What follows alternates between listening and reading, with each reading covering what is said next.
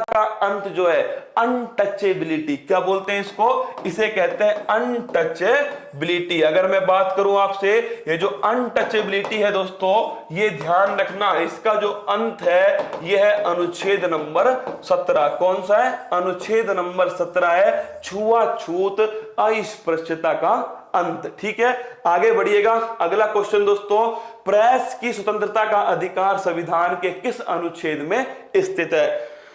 Sir जो जगेगा वो पाएगा और जो सोएगा। नंबर 19(1)(a) के अंदर, किसके अंदर है, आर्टिकल दोस्तों 19(1)(a) के अंदर है सब प्रेस की स्वतंत्रता का अधिकार, जिसे तुम बोलते हो ना विचार और अभिव्यक्ति की स्वतंत्रता। विचार व अभिव्यक्ति की जो स्वतंत्रता है दोस्तों, यही है क्या, इसी के अंदर है प्रेस की स्वतंत्रता का अधिकार। राइट टू नो, सीधा सवाल ये भी पूछ सकता है, राइट टू नो दोस्तों, राइट टू नो जो है इसे भी नोट करना, जानने का जो अधिकार है वो किसके पास है, ये भी मेरे दोस्तों नोट कर लेना, आर्टिकल 19(1)(a) के अंदर है। अगला क्वेश्चन आइएगा, आपसे पूछ सकता है प्राण और दैहिक स्वतंत्रता का अधिकार संविधान के किस अनुच्छेद में, अनुच्छेद नंबर 21 के अंदर है प्राण और दैहिक स्वतंत्रता का अधिकार। संविधान में सबसे बड़ा मौलिक अधिकार कौन सा है, वो दोस्तों है प्राण और दैहिक स्वतंत्रता का अधिकार, आर्टिकल 21। इसी आर्टिकल 21 में दोस्तों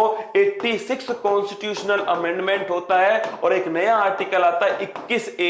शिक्षा का जो अधिकार है वो भी दोस्तों इसी के अंदर आता है, तो नोट करना। राइट टू एजुकेशन जो है दोस्तों, ये आर्टिकल 21 में 86 कॉन्स्टिट्यूशनल अमेंडमेंट सन 2002, इसके द्वारा दोस्तों शिक्षा का अधिकार भी शामिल किया गया। अब आता है दोस्तों अगला क्वेश्चन, ये देखिए क्या गजब का क्वेश्चन है, समझने वाला क्वेश्चन है। प्रोटेक्शन अगेंस्ट डबल जियोपार्डी संविधान के किस अनुच्छेद के अंदर है, प्रोटेक्शन अगेंस्ट डबल जियोपार्डी। मैं तुमको समझाता हूं एक दोस्तों फिल्म के द्वारा, यह है अंधा कानून। किस किसने देखी है, अमिताभ बच्चन वाली दोस्तों अंधा कानून, वो बड़ा फेमस गाना है ना, यह है अंधा कानून, है ना, वही वाली अमिताभ बच्चन की फिल्म थी। इसमें क्या किया गया, इसमें भाई साहब अमिताभ बच्चन दोस्तों, उसमें जो विलन था ना, उसको क्या कर दिया, उसको मृत घोषित कर दिया शुरू में, क्या शुरू में दोस्तों मृत घोषित कर दिया गया। अब क्या हुआ, जब शुरू में उसे मृत घोषित कर दिया तो दोस्तों फिर उसे किसी भी चीज की कोई सजा नहीं हुई, जबकि वो जिंदा था, क्या, जबकि वो जिंदा था। अमिताभ बच्चन ने दोस्तों क्या कर लिया, अमिताभ बच्चन ने संविधान पढ़ लिया, क्या संविधान पढ़ लिया, उसमें यह लिखा हुआ है कि एक ही व्यक्ति को केवल एक बार ही सजा दी जाएगी, एक ही दोस्तों, किसके लिए, एक ही, ध्यान रखना, एक ही दोस्तों, अगर किसी एक अपराध किया है तो उसके लिए एक बार ही सजा दी जाएगी। तो अमिताभ बच्चन ने कहा जब ये मर ही चुका है दोस्तों तो इसे वापस मार ही देते हैं, क्या। अब वो पीछे पड़ गया किसके, अब वो दोस्तों अमरीश पुरी के पीछे पड़ गया, क्या बोलकर, अरे आर्टिकल 20(2), आर्टिकल 20(2), क्या बोलने लग गया, आर्टिकल 20(2). दोस्तों कोर्ट ने उसको बुलाया कि क्या कर रहे हो भाई साहब ये, तो उसने कहा आर्टिकल 20(2) देखो, उसमें लिखा हुआ है कि एक अपराध के लिए एक बार दंड दिया जाएगा, तो मैं तो इसे पहली बार ही दंड दे रहा हूं, ये तो मर चुका है, क्या ये तो मर चुका है। तो भाई साहब ये था आर्टिकल 20(2), क्या था, ये था आर्टिकल 20(2), अंधा कानून। जैसे एक बार ही शादी होगी, क्या शादी दोस्तों एक बार ही होगी, होता है एक अपराध के लिए दोहरे दंड से सुरक्षा, क्या एक अपराध के लिए दोहरे दंड से प्रोटेक्शन, सुरक्षा जो है वो क्या है, वो है दोस्तों आपके प्रोटेक्शन अगेंस्ट डबल जियोपार्डी। ये है आर्टिकल 20(2). कौन सा है, आर्टिकल 20(2) है अंधा कानून फिल्म। हाँ भाई साहब मौज कर दी बैठे हैं। मैंने तो ऐसे याद कर रहा, हिंदी में नहीं लिखता इसको हिंदी में थोड़ी लिखता है दोहरे दंड का प्रावधान, सीधा बोलता है डबल जियोपार्डी। तो संविधान का 20(2) अनुच्छेद है। आगे बढ़िएगा, अगला क्वेश्चन है व्यक्तिगत धार्मिक स्वतंत्रता का संविधान के किस अनुच्छेद में स्थित है। आप कभी देखना दोस्तों, आप एयरपोर्ट पर जाओगे तो आपको सिख धर्म के जो भी लोग हैं उनके पास में कृपाण होती है। क्या होती है? कृपाण, तलवार होती है दोस्तों, कृपाण होती है, उसे अलाउ कर दिया जाता है क्योंकि भाई साहब कौन सा आर्टिकल है? आर्टिकल नंबर है 25। कौन सा है? आर्टिकल नंबर 25 है, व्यक्तिगत धार्मिक स्वतंत्रता का अधिकार है, अंतःकरण की स्वतंत्रता। और इसी में साफ साफ लिखा हुआ है कोई अगर दोस्तों वस्तु किसी धर्म के जन्म से, किसी धर्म के मूल भावना से जुड़ी हुई है तो उसे धारण किया जाएगा। और कृपाण दोस्तों सिख धर्म के जन्म से कृपाण शब्द जुड़ा हुआ है। तो इसीलिए सिख धर्म के लोगों को पूछ ले आपसे, सिख धर्म के जो समुदाय है दोस्तों, सिख धर्म समुदाय के लोग कृपाण धारण कर सकते हैं। क्या? कृपाण धारण कर सकते हैं। ये किस अनुच्छेद में है? ये आर्टिकल नंबर 25, व्यक्तिगत धार्मिक स्वतंत्रता का अधिकार। मैं कोई सा धर्म मानूं ये मेरी मर्जी। क्या? ये मेरी मर्जी। वही वाला गाना है दोस्तों, मेरी मर्जी। मैं कोई सा धर्म मानूं, मैं कोई सा धर्म नहीं मानूं, ये मेरी मर्जी। आइए आगे बढ़ते हैं। लेकिन किसी और के धर्म को अगर जबरदस्ती चेंज करने किस अनुच्छेद को संविधान की आत्मा का है? डॉक्टर भीमराव अंबेडकर, नाम ही काफी है। क्या? हाँ दोस्तों, नाम ही काफी है। कहते हैं ना, मैं कागज का टुकड़ा जरूर हूं लेकिन पूरे शहर में आग लगाने के लिए काफी हूं। डॉक्टर भीमराव अंबेडकर। याद कीजिए, शिक्षा वह शेरनी का दूध है तो जितना पिएगा वो उतना दहाड़ेगा। दोस्तों इन्होंने संविधान का अनुच्छेद नंबर जो 32 है, जिसे हम क्या बोलते हैं? संवैधानिक उपचारों का अधिकार। लिखिएगा, संवैधानिक उपचारों का जो अधिकार है आर्टिकल 32 दोस्तों, इस आर्टिकल को संवैधानिक उपचारों का जो अधिकार आर्टिकल है 32, इसे संविधान की आत्मा कहा है। क्यों कहा है? क्योंकि भाई साहब अगर ये आर्टिकल नहीं है ना तो मौलिक अधिकार दोस्तों रद्दी है। क्या है? इतना बोल रहा हूं तुम्हें समझ जाओ, अगर ये आर्टिकल नहीं है तो जो मौलिक अधिकार है, जो फंडामेंटल राइट्स हैं, ये रद्दी के पेपर हैं। क्या है?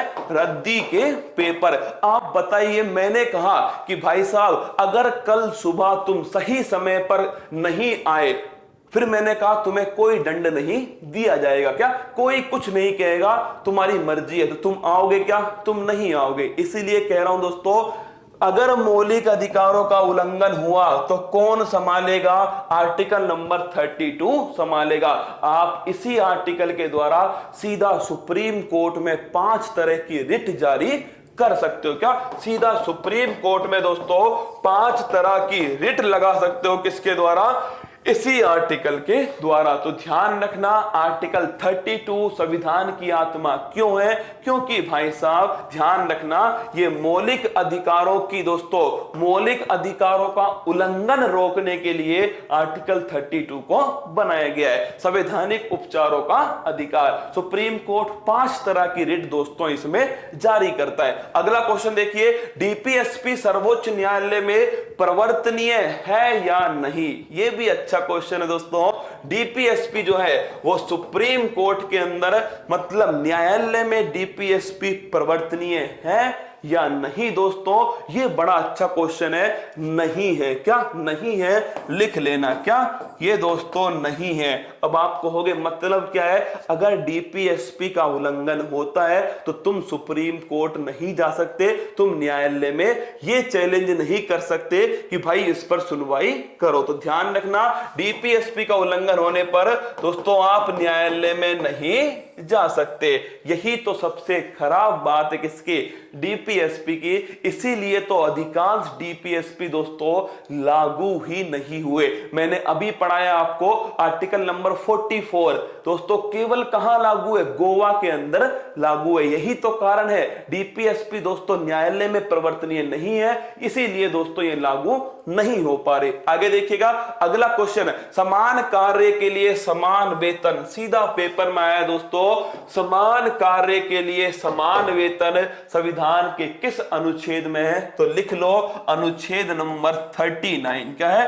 अनुच्छेद नंबर 39 के अंदर ही दोस्तों समान कार्यों के लिए समान वेतन उपस्थित है। किसमें है? आर्टिकल नंबर 39 के अंदर। आगे बढ़िएगा अगला क्वेश्चन देखो, ग्राम पंचायत का गठन संविधान के किस अनुच्छेद में है? सवाल को ढंग से पढ़ना दोस्तों, अगर पूछ ले पंचायती राज तो वो आर्टिकल है 243। कौन सा है? 243। लेकिन ग्राम पंचायत का गठन दोस्तों ये आर्टिकल है 40। कौन सा है? ये आर्टिकल है 40। और ये किसके सिद्धांत पर आधारित है? तो वो सिद्धांत है महात्मा गांधी। और वो सिद्धांत कौन सा है? ग्राम स्वराज। कौन सा सिद्धांत दोस्तों? ग्राम स्वराज। और ये सिद्धांत किसका है? ये सिद्धांत है महात्मा गांधी। तो सीधा पेपर में पूछा गया दोस्तों आर्टिकल 40 किसके सिद्धांत पर आधारित है? तो वो सिद्धांत है महात्मा गांधी के ग्राम स्वराज सिद्धांत पर। डीपीएसपी की फुल फॉर्म क्या होती है दोस्तों? तो ध्यान रखना, नीति निर्देशक तत्व होते हैं, डायरेक्ट स्टेट प्रिंसिपल जो है दोस्तों वो होते हैं। आगे देखिएगा अगला क्वेश्चन है, मनरेगा का संबंध संविधान के किस अनुच्छेद से है? तो लिख लीजिए दोस्तों आर्टिकल नंबर 41। काम का जो अधिकार है वो किसके अंदर है? 41 के अंदर है। और मनरेगा जो है दोस्तों महात्मा गांधी है ना, महात्मा गांधी रोजगार गारंटी स्वराज योजना मनरेगा। ये मनरेगा नाम कब हुआ? 2 अक्टूबर 2009। कब हुआ? 2 अक्टूबर 2009। और नरेगा अधिनियम कब का है? तो नरेगा अधिनियम नोट कीजिएगा सन 2005। कब का है? सन 2005 का है दोस्तों।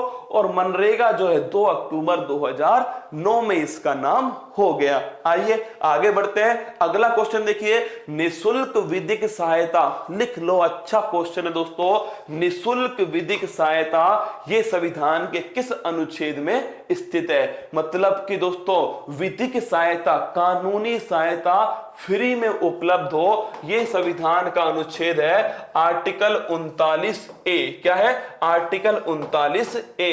और जब मैंने लिखा यहां पर कैपिटल में ए लिखा है, मतलब कि दोस्तों ये संविधान संशोधन होकर आया है। और वो संविधान संशोधन कौन सा है? वो संविधान संशोधन है 42 कॉन्स्टिट्यूशनल अमेंडमेंट 1976। कब हुआ?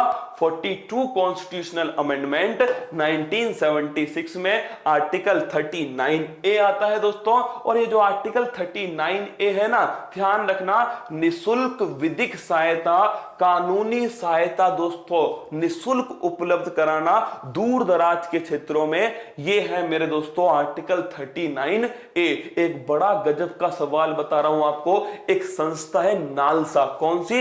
एक संस्था है दोस्तों नालसा। ये अगर पूछ ले इसका गठन किस अनुच्छेद के द्वारा हुआ है? तो इसी के द्वारा हुआ है आर्टिकल 39A। किसका? नालसा जो है दोस्तों, इस संस्था का गठन भी आर्टिकल 39A के द्वारा किया गया है। आगे देखिएगा, मादक पदार्थों के सेवन पर रोक संविधान के किस अनुच्छेद में है?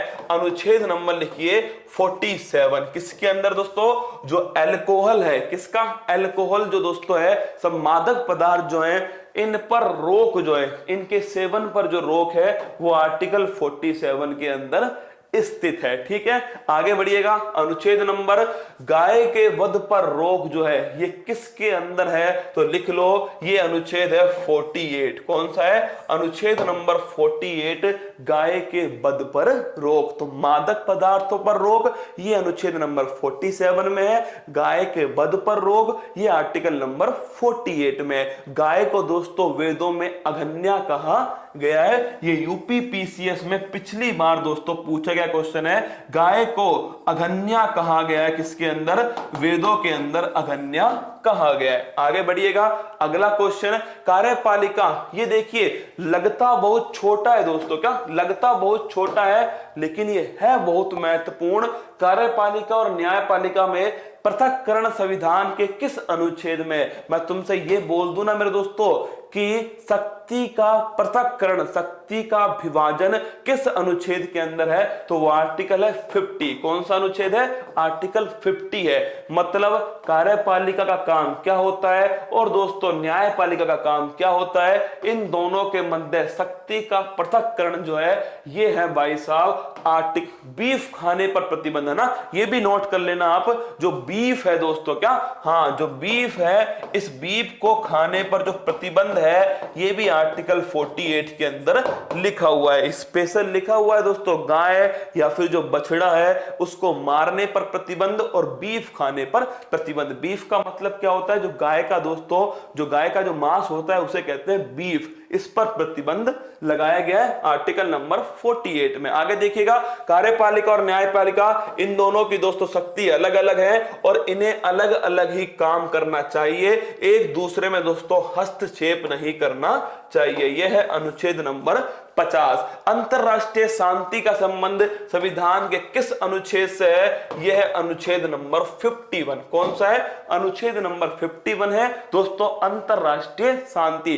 देखिए सवाल कैसे घूमता है, अब तुम देखना, सवाल ऐसे घूमता है, वो आपसे पूछेगा भारत की विदेश नीति, क्या भारत की विदेश नीति, भारत की विदेश नीति का संबंध, भारत की विदेश नीति का संबंध संविधान के किस अनुच्छेद से, क्या संबंध किस अनुच्छेद से? अब क्या करते हैं, हमारा खोपड़ा घूमता है किस अनुच्छेद से, हमारा दिमाग घूमता है यार ये कौन सा अनुच्छेद आ गया ना, साला इतना अनुच्छेद पढ़ा, रात दिन घिसा अनुच्छेद में, फिर पूछा है भारत की विदेश नीति का संबंध। तो दोस्तों अंतरराष्ट्रीय शांति, इंटरनेशनल रिलेशन, विदेश नीति जो है ये अनुच्छेद कौन सा है? 51। अभी तो बेटो सब जवाब दे रहे हो, जब पेपर में आता है ना तब दोस्तों सिट्टी पिट्टी गुम हो जाती है ना, इसलिए ढंग से पढ़ना, आराम से शिद्दत के साथ में पढ़ लेना।